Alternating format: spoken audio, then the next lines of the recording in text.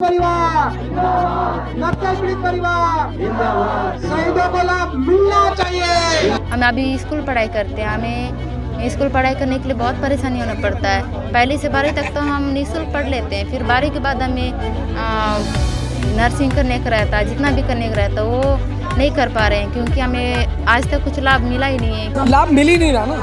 जहाँ नौकरी देने की बात की जाती है कि आपको नौकरी दी जाएगी, वहाँ पर एक चपरासी की नौकरी दी जा रही है। जहाँ पर मुआवजे की बात की जा रही है कि आपको 1 लाख का मुआवजा मिलेगा, वहाँ 10,000 का मुआवजा दिया जा रहा है। सहायता आरक्षक को पदोन्नति दिया जाए, पीड़ित को अपनी सैनिक को आरक्षक बनाया जाए। नमस्कार, मैं हूं दीपाली त्रिपाठी और आप देख रहे हैं नजर टुडे। आज हम आ पहुंचे हैं जंतर मंतर पर और यहां पर एक प्रकार का धरना दिया जा रहा है। छत्तीसगढ़ राज्य के नक्सल पीड़ित परिवारों का धरना। 2001 से ये पुनर्वास योजना कर दी गई थी। छत्तीसगढ़ में आए दिन नस्ली हमले होते रहते हैं।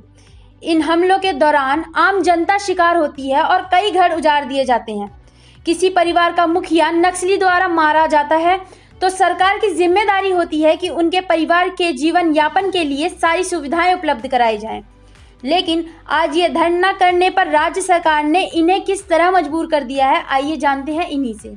मैं सुमित्रा मोडियम बोल रही हूँ। सुनीता जी, क्या कुछ वजह हुई आज हम जंतर मंतर में यहाँ धरना प्रदर्शन कर रहे हैं? घर की महिलाएं हैं जो कि घर में रहती हैं, बच्चों का भरण पोषण करती हैं, लेकिन आज क्या कुछ वजह हुई कि आप आज यहाँ धरने पे बैठी हैं? हमारी मांगे पूरी नहीं की जा रही है, इसलिए हम दिल्ली पहुँचे हैं कि हमारे जितने मांगे हैं कि जो नक्सल पीड़ित बच्चों को मिलना चाहिए, कि जैसे जिनके घर में नक्सली ने मार दिए उनके घर में नौकरी दिया जाना चाहिए, और उन्हें मतलब एक जमीन, उन्हें अभी तक कोई मुआवजा नहीं मिला है अभी तक। कि हमें अभी स्कूल पढ़ाई करते हैं, हमें स्कूल पढ़ाई करने के लिए बहुत परेशानी होना पड़ता है। पहली से 12वीं तक तो हम निःशुल्क पढ़ लेते हैं, फिर 12वीं के बाद हमें नर्सिंग करने का रहता है, जितना भी करने का रहता है वो नहीं कर पा रहे हैं, क्योंकि हमें आज तक कुछ लाभ मिला ही नहीं है। कि हमें स्कूल पढ़ने के लिए तो बस स्कॉलरशिप मिलता है साल में 1 बार, वो तो नहीं हो पाता है हमसे। तो अगर महीना में अगर मिले तो भी ठीक है सरकार से।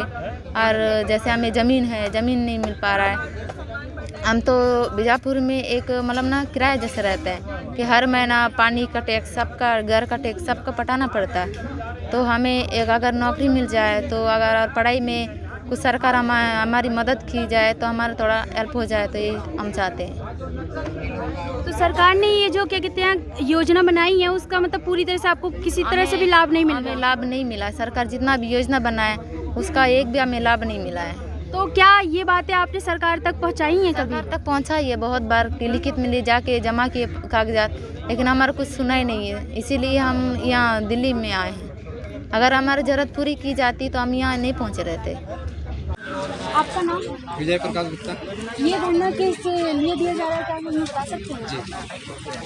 ये सभी नक्सल पीड़ित परिवार हैं जो नक्सलियों से आज इनको खतरा है। कई लोगों को मार दिया गया, इनके परिवार को, किसी के भाई को मार दिए, किसी के पिताजी को मार दिए, किसी के पति को मार दिए। वो लोग हैं ये लोग।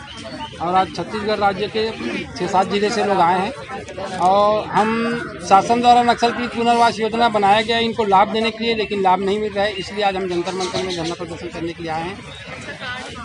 ये मांग किससे है, राज्य सरकार से या केंद्र सरकार से? राज्य सरकार से तो मांग करते करते थक गए हैं, लेकिन हम केंद्र सरकार को बताना चाह रहे हैं और आप लोगों को भी बताना चाह रहे हैं, मीडिया को, कि हमारी बातों को केंद्र सरकार तक पहुंचाए। और नक्सल पीड़ित पुनर्वास योजना बनाया गया है। शहीद परिवार को चपरासी की नौकरी दिया जा रहा है, एक नेता मारा जा रहा है, उसके बेटा को डिप्टी कलेक्टर बनाया जा रहा है। ये बड़े दुर्भाग्य की बात है छत्तीसगढ़ की शासन की। इसमें गंभीरता से लेने वाली बात है केंद्र शासन को। मैं ये चाहता हूँ कि शहीदों के साथ अपमान किया जा रहा है, वो अपमान नहीं होना चाहिए। अपमानों के साथ अगर इस टाइप का व्यवहार किया जाएगा तो आज हमारे देश में कौन जवान सहयोग करेगा? अच्छा, तो ये जो धरना प्रदर्शन दिया जा रहा है, इससे पहले आपने कोई कदम उठाया था कि डायरेक्ट आपने धरना? नहीं, हमने इसके पहले कई बार कदम उठा चुके हैं। जिला स्तर पर उठाए हैं, राज्य स्तर पर उठाए हैं। छत्तीसगढ़ में हमारी मांग को पूरा नहीं किया गया है, गुमराह करते रहा छत्तीसगढ़ शासन। इसलिए हम दिल्ली में आज आए हैं पूरे नक्सल पीड़ित। अगर आपकी ये मांग सरकार नहीं सुनती तो आपका अगला कदम क्या होगा? अगला कदम यही होगा, पुनः हम लोग यहाँ पे आएंगे छत्तीसगढ़ राज्य से और ज़्यादा मात्रा में आएंगे और यहाँ पे अनिश्चितकालीन धरना प्रदर्शन किया जाएगा। मतलब हिंसा के दौरान? नहीं, हिंसा के दौरान नहीं, शांतिपूर्वक से करेंगे। जब तक योजना का लाभ नहीं मिलेगा तब तक हम बैठे रहेंगे धरना में। नाम बता बता दीजिए। जी, मेरा नाम हरप्रीत सिंह सैनी भारतीय है। तो ये धरना प्रदर्शन क्यों दिया जा रहा है? देखिए, ये धरना प्रदर्शन, आप अगर एक धरना प्रदर्शन देखेंगे तो आपको एक नज़र आएगा, लेकिन ऐसे धरने प्रदर्शन पूरे देश में हो रहे हैं। और ये जो धरना स्थल है, हर रोज़ यहाँ प्रदर्शन हो रहे हैं, परमिशंस नहीं दी जा रही हैं। अगर आप परमिशन दे दें तो ये यहाँ से लेकर के और पार्लियामेंट तक आपको इतने धरने दिखेंगे।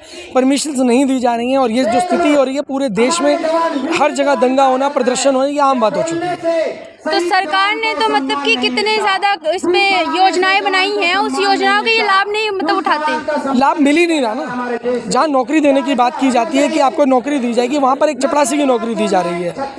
जहाँ पर मुआवजे की बात की जा रही है कि आपको 1 लाख का मुआवजा मिलेगा, वहाँ 10,000 का मुआवजा दिया जा रहा है। जहाँ 25 लाख का मुआवजा है, वहाँ 5 लाख का मुआवजा दिया जा रहा है। ना मुआवजा दिया जा रहा है, ना नौकरी दी जा रही है। और नक्सली जो सरेंडर कर रहे हैं उनको भी नहीं दिया जा रहा है, जिनके परिवार हैं उनको भी नहीं दिया जा रहा, जो लोग शहीद हैं उनको भी नहीं दिया जा रहा। तो रोड पे उतरने के अलावा विकल्प ही नहीं बचा। तो मतलब इस पर कभी इन्होंने कार्रवाई नहीं की है, सरकार तक ये बातें नहीं पहुंचाई कि ये मुआवजा इनको मतलब प्रॉफिट में नहीं हो रहा है? देखिए, रेगुलर सरकार से कॉरेस्पॉन्डेंस जारी है, लेकिन उसके बाद भी सरकारें जो हैं हर चीज़ को अनसुना कर रही हैं। जैसे आपने किसान आंदोलन में देखा, जैसे आपने बैंक कर्मचारियों की हड़ताल में देखा, किसी भी चीज़ को आप देखेंगे जो कर्मचारी विरोध कर रहे हैं उनकी आवाज़ को दबा दिया जाता है, उनकी आवाज़ को कुचल दिया। किसान आंदोलन में तो सरकार ने अपना फैसला दे दिया है, उन्होंने अपनी सारी बात तो वापस ले ली जो उन्होंने बोला था। 1 साल बाद जब सरकार को ये नज़र आया कि अब हमारे पास वापस लेने के अलावा कोई विकल्प बाकी नहीं है, तब वापस लिया गया।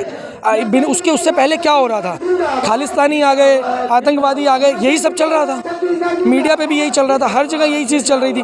आप एक बात बताइए, देश की जनता को जब आप उग्रवादी कहना शुरू कर देंगे, पाकिस्तानी कहना शुरू कर देंगे, खालिस्तानी कहना शुरू कर देंगे, आप अपने विरोध को दबाना शुरू कर देंगे, कुचलना शुरू कर देंगे, तो वो जनता जिसने आपको वोट दिया है वो कहाँ जाएगी? क्या हम पाकिस्तान के प्रधानमंत्री से जाके अपना इंसाफ मांगेंगे? तो ये मांगे किससे है, राज्य सरकार से या केंद्र सरकार से? इसमें दोनों सरकारें इन्वॉल्व हैं। केंद्र सरकार द्वारा मुआवजा भेजा जाता है, राज्य सरकार द्वारा डिस्ट्रीब्यूट किया जाता है, लेकिन जब वो डिस्ट्रीब्यूशन नीचे नहीं हो रहा है तो इसमें दोनों स्तर पे मिली भगत है। केंद्र सरकार पैसा नहीं दे रही है तो वो बताए कि हमारे पास पैसा नहीं है। अगर पैसा नहीं दे रही है तो हमारे साथी मान लेंगे कि आप पैसा मत दीजिए, पैसा नहीं है तो। इतना बड़ा देश आप चला रहे हैं, छत्तीसगढ़ से ऑलरेडी जो ज़मीन आपको मिल रही है, जो माइंस आपको मिल रही है, वहाँ से बहुत अच्छा रेवेन्यू सरकार को मिलता है, लेकिन उसके बाद में भी अगर आप वहाँ के जो आम लोग हैं उनके ऊपर हो रहे अत्याचार के ऊपर अगर आप कुछ करने को तैयार नहीं है तो सिवाय रोड पे उतरने के कोई विकल्प बाकी नहीं है। तो जी, धरना प्रदर्शन दिया जा रहा है, ये सरकार अगर नहीं सुनती तो आपका अगला कदम क्या होगा? देखिए, अभी मैं जो है खुद छत्तीसगढ़ जा रहा हूँ और लगभग 50,000 पीड़ित लोग हैं। अगर सरकार नहीं सुनेगी तो हम 50,000 पीड़ित लोगों को एकत्रित करेंगे और दिल्ली लेकर आएंगे। और खाली इनको नहीं, किसानों को भी दोबारा एकत्रित किया जाएगा। हम स्टूडेंट्स के टच में भी हैं, बेरोजगारों के टच में, जो बिहार में स्टूडेंट्स का आंदोलन रहा है उनके भी हम टच में हैं। हर स्तर के ऊपर लोग आंदोलन कर रहे हैं, अलग अलग जगह आंदोलन कर रहे हैं। उन आंदोलन को, उन लोगों को एकत्रित करने का काम हम कर रहे हैं। ये तो थी इनकी मांगे, अब देखना ये होगा कि सरकार इनकी मांगे सुनती है या नहीं, और सरकार का अगला कदम क्या होगा। ऐसी ही खबरों को देखने के लिए बने रहें नजर टुडे पे। धन्यवाद।